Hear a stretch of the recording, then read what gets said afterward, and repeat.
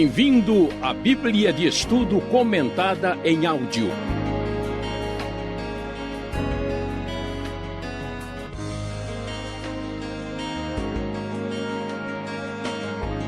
Estudo 9, baseado em Gênesis 6. Corrupção gigante, Gênesis capítulo 6. Vamos prosseguir pelo nosso programa Rota 66, falando hoje sobre o início do período do dilúvio no livro de Gênesis. Como nós vimos nos capítulos anteriores, nós podemos observar que houve uma decadência na raça humana. Depois do pecado de Adão, nós tivemos o aprofundamento da ruptura, do distanciamento entre Deus e o homem na civilização de Caim. E agora, no capítulo 6, a Bíblia vai mostrar que este aprofundamento de distância entre Deus e o homem se tornou mais grave na ocasião do início do dilúvio, quando Deus resolve trazer grande julgamento sobre a face da terra. Este aprofundamento da queda humana se verifica quando o texto bíblico diz, por exemplo, no versículo 5, que o Senhor viu que a perversidade do homem tinha aumentado na terra e que toda a inclinação dos pensamentos do seu coração era sempre e somente para o mal. A Bíblia nos diz que os chamados filhos de Deus viram as filhas dos homens e achavam a elas bonitas e escolheram para si aquelas que lhes agradaram. Então Deus diz que por causa da perversidade do homem, seu espírito não contenderia com ele para sempre, e então estabelece um período de no máximo 120 anos para a permanência do homem na terra até a vinda do dilúvio. Há uma decadência geral, uma corrupção completa da humanidade. A imoralidade cresce surpreendentemente, tanto é que este episódio, por exemplo, das filhas dos homens, que aparece aqui no versículo 2 do capítulo 6, nos mostra a criação de haréns. Lembre-se que a bigamia já havia sido instituída na civilização de Caim e agora, na época anterior ao dilúvio, esta situação aumenta muito e há uma espécie de enfraquecimento do casamento conforme tinha sido planejado por Deus. A maldade humana cresce de tal forma que Deus resolve dar um basta. Esta maldade, ela não só deve ser apresentada e destacada como a prática perversa dos seres humanos que vemos aqui, mas também como a comprovação de que o pecado do homem se manifesta na sociedade porque ele existe no coração.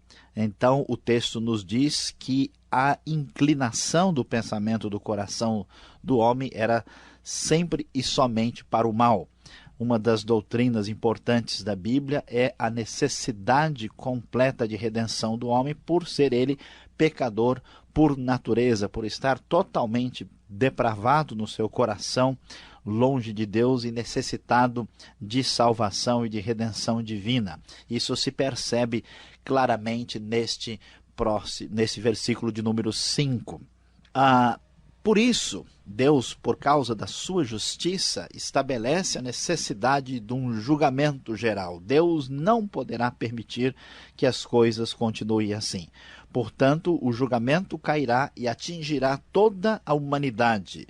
Toda a humanidade será passível da grande condenação de Deus sobre a terra. Não havia mais nenhum justo.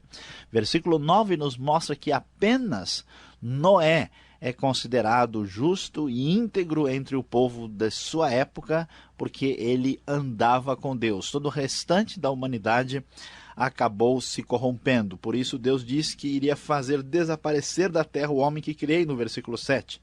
E não só o homem, mas também todos os animais, os grandes e pequenos, e as aves do céu. Deus diz algo forte como: arrependo-me de havê-los feito. A pergunta que surge para nós é: por que Deus vai também destruir os animais? Novamente, por causa daquela ideia que já vimos no início do livro de Gênesis, que o pecado não fica no nível da individualidade. O homem é o representante de Deus, uma espécie de grande zelador do condomínio. Uma vez que o seu problema é sério, o seu problema atinge todos aqueles que estão debaixo da administração humana. Portanto, o pecado humano contamina toda a terra e, consequentemente, todos os animais. Por isso, infelizmente, os animais estão atingidos pela violência humana e vão sofrer com o resultado do pecado que o homem praticou. E assim, então, todos os bichos, todos os animais que tinham fôlego de vida, que respiravam, estariam sofrendo da mesma forma que o ser humano, por causa do crescimento tremendo do pecado naquela antiga geração. Então Deus ordena a Noé que ele construísse uma arca de madeira, uma arca bem grande. Esta arca tinha cerca de aproximadamente 135 metros de comprimento, 22 metros e meio de largura e 13 metros e meio de altura. Uma arca muito grande, especialmente para as proporções de embarcações mais antigas, e ela então deveria levar ali a família de Noé, que envolviam 8 pessoas, ele, sua esposa, os 3 filhos e as suas noras, e também levar um casal de cada animal para ser preservado, e mais os animais, 7 pares animais dedicados ao sacrifício. E então o dilúvio está preparado para cair sobre a terra, enquanto Noé prossegue com a sua postura de firmeza diante de Deus. É impressionante que Noé é considerado justo e mantém-se firme na sua posição contra todos os homens de sua época. Noé não tinha apoio social, certamente foi ridicularizado pelos seus amigos e pessoas de sua época. Ele não teve apoio de nenhuma instituição, ele não tinha, vamos dizer, como nós, uma instituição religiosa, uma igreja. Ele ficou sozinho contra tudo e contra todos, mantendo a sua justiça. Por isso Deus mostra a sua bondade, a sua benevolência para com Noé, porque ele insiste em ser justo, mesmo quando todos são absolutamente corruptos. O Deus justo, o Deus que não pode aceitar o pecado e a maldade, o Deus que não tem como conviver com essa espécie de perversidade que se espalha entre os seres humanos, é um Deus também bondoso. Por isso, Deus provê livramento e salvação através da construção desta grande arca, na intenção de salvar a humanidade para o futuro e também toda a sua própria criação. Noé, levando em conta as ordens divinas e a intenção de Deus de preservá-lo através desse livramento tão especial, ele obedece a Deus, mantém-se firme contra a pressão externa. Fica imaginando com uma arca tão monstruosa e com pouca mão de obra, Noé certamente teve muita dificuldade para fazer tudo isso. O texto bíblico nos mostra aqui que eles ficaram 120 anos durante este período todo, e o texto termina no final do capítulo 6 dizendo que Noé fez tudo exatamente como Deus lhe tinha ordenado. E então levando também os animais, armazenando alimento para eles e preparando a geração para o grande juízo, grande julgamento que cairia, que viria da parte de Deus para destruir esta corrupção gigante, esta corrupção gigantesca e tremenda que viria cair sobre toda a terra. Então nós vemos aqui o aprofundamento do distanciamento entre Deus e o homem, uma imoralidade sem fim que cresce, a maldade humana que existe no coração atingindo todas as suas proporções de uma maneira ilimitada. Deus trazendo o seu julgamento que atinge o homem e a todos os animais, Noé com a sua firmeza e obediência e fidelidade, e finalmente a salvação divina, o livramento de Deus preservando a futura humanidade e o mundo que haveria de sobreviver ao dilúvio. Então este é o grande texto de Gênesis 6 que serve para a nossa reflexão aqui no Rota 66.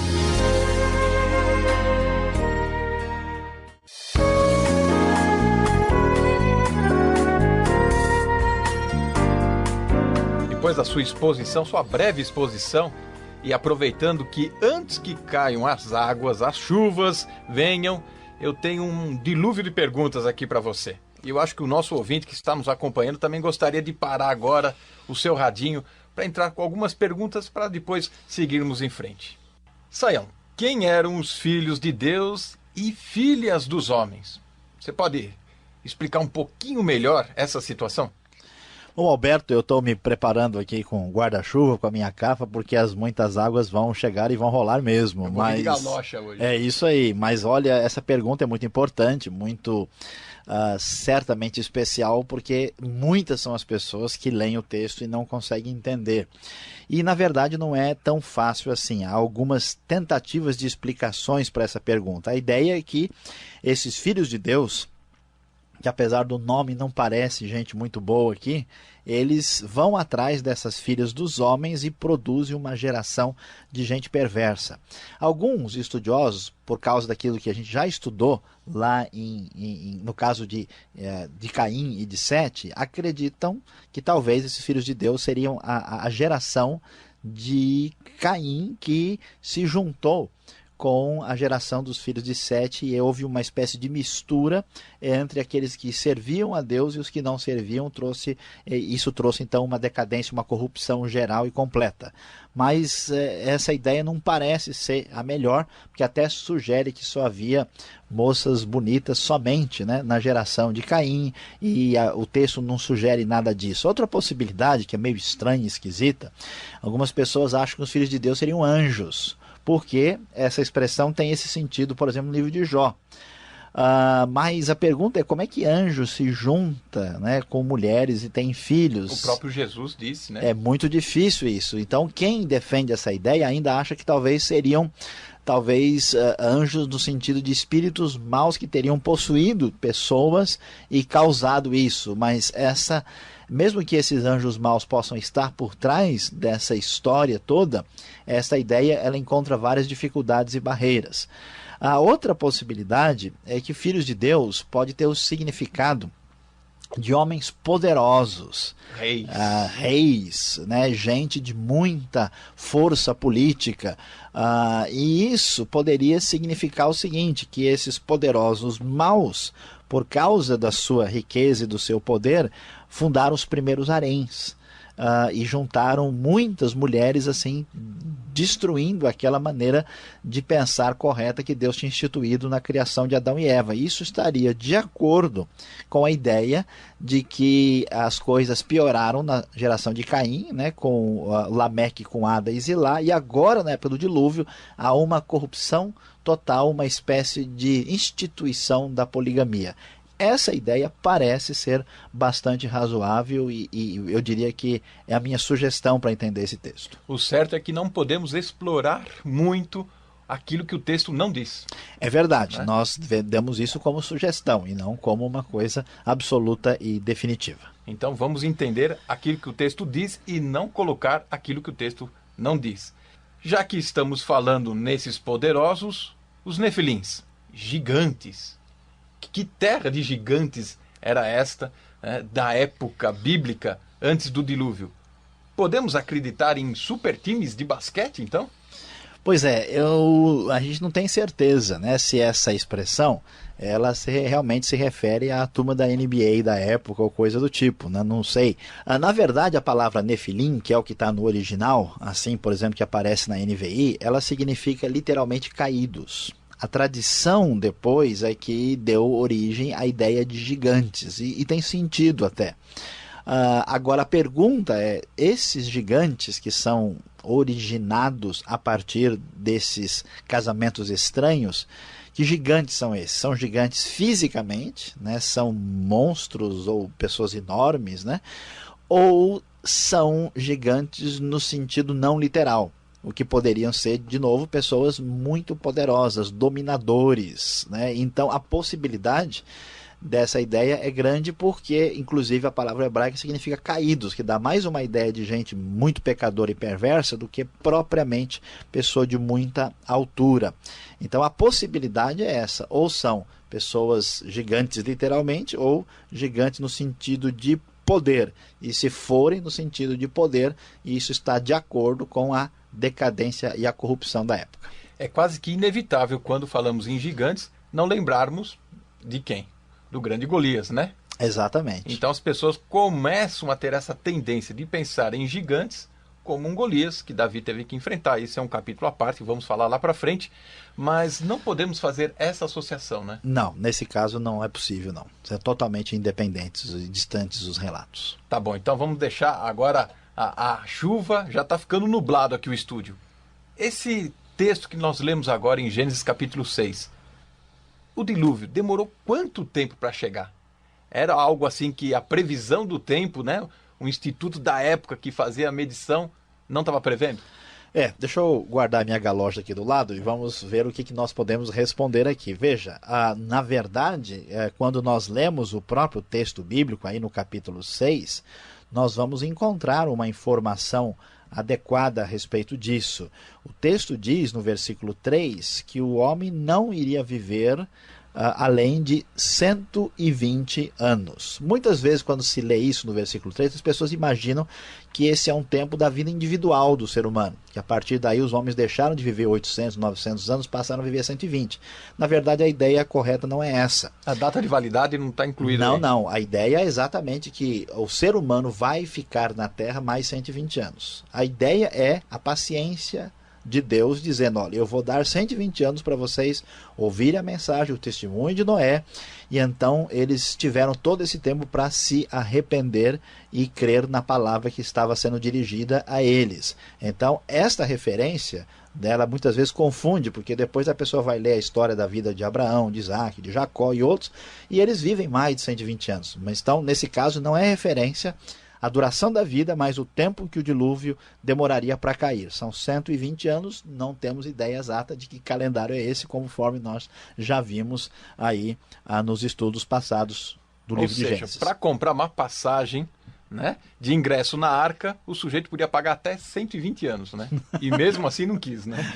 Pois é, não sei se a ideia de prestação já estava valendo, né? Mas muito bem. Bom, para terminar, e não é uma perguntinha daquela de pegar, mas Deus se arrepende. Pode isso, porque lá na frente, no livro de Números, no capítulo 6, nós vamos ver que Deus não é de mentira, Deus não é de se arrepender. E aqui em Gênesis, logo nos primeiros capítulos, já sai com uma dessa. Alberto, essa pergunta é muito importante. Muita gente tem essa dúvida. Deus se arrepende? Se arrepende sim ou não? De certa forma, sim.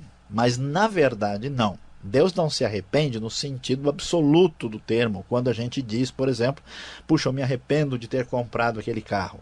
Deus não é pego de surpresa. Deus não sabia, puxa, olha, o ser humano ia fazer isso. A ideia não é essa. Aqui na Bíblia a gente tem o uso da linguagem humana para explicar as atitudes divinas. Então há textos na Bíblia que diz que Deus, por exemplo, atirou seu sapato sobre a terra. Qual o tamanho do pé dele? Que número ele calça? Não é essa a ideia, né? A ideia de Deus se arrepender significa que Deus ficou profundamente triste e mudou o curso das coisas. Não é arrependimento no sentido humano do termo, é uma coisa diferente. Portanto, as afirmações não estão em contradição.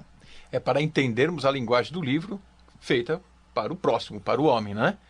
Inclusive, Alberto, essa questão do arrependimento de Deus, ela pode ser mais bem entendida quando nós nos lembramos de como nós ensinamos as crianças. Na hora de falar certas coisas para uma criança, muitas vezes nós precisamos usar figuras de linguagem, certas comparações, que não é que nós estamos mentindo ou enganando, não há condição da criança entender o que você está dizendo, porque ela não tem parâmetros. Então Deus, ele é totalmente transcendente, ele vive numa dimensão acima da nossa. Quando Deus fala a nossa linguagem, ele já está se limitando. Então quando Deus vai expressar profundidade do seu sentimento e a sua mudança de atitude, a linguagem forte para o ser humano entender é usar essa expressão arrependimento de Deus. Mas isso não quer dizer um arrependimento absoluto, é a maneira, né, do ser humano entender. Isso na linguagem técnica, teológica, né, o pessoal que gosta assim, de estudar mais, tem até o nome técnico, né, 2 nomes técnicos chamados antropomorfismo, olha que nome difícil, né, e antropopatia, né, a expressão que explica como é que Deus age para comunicar realidades espirituais para o ser humano limitado.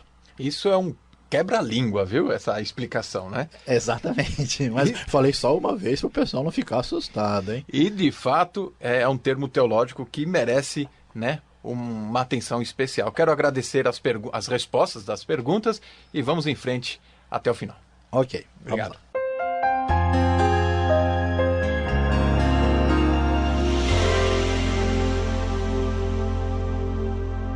Encerrando o nosso programa sobre Gênesis 6, aqui no nosso Rota 66, chegou a hora de pensarmos no lado prático deste capítulo para a nossa vida. Eu gostaria de iniciar esta nossa aplicação lembrando de que pequenos problemas, grandes desastres. Pequenos problemas, grandes desastres.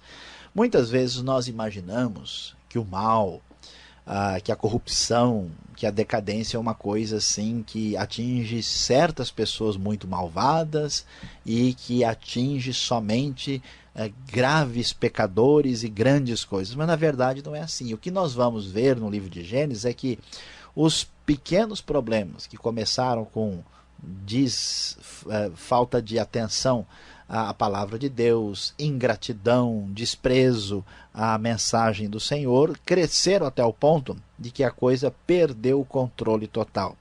A decadência, a imoralidade e a pecaminosidade no dilúvio são resultados de pequenos problemas, dificuldades menores que chegaram a proporções absolutamente imensuráveis. Isso fica para a nossa vida. Será que você é alguém que vai deixando, vai empurrando com a barriga a sua vida pessoal? Você presta atenção nisso. Então, veja que esta é uma grande lição. Segunda coisa, Deus disse, Deus vai fazer.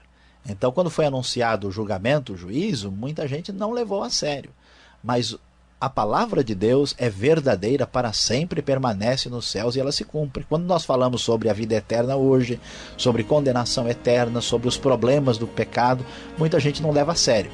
Mas isso é uma realidade que vai se cumprir. Deus disse, é verdade. E finalmente, será que nós temos a fibra e a coragem de Noé? Lembre-se, Noé foi capaz de estar firme contra todo mundo. Você é um Maria vai com as outras? Ou um João vai com os outros? Ou você tem a firmeza, se Deus disse e é verdade, vou seguir os princípios de Deus e não vou depender do que a sociedade diz. Seja firme e fiel como Noé, Deus irá abençoar você.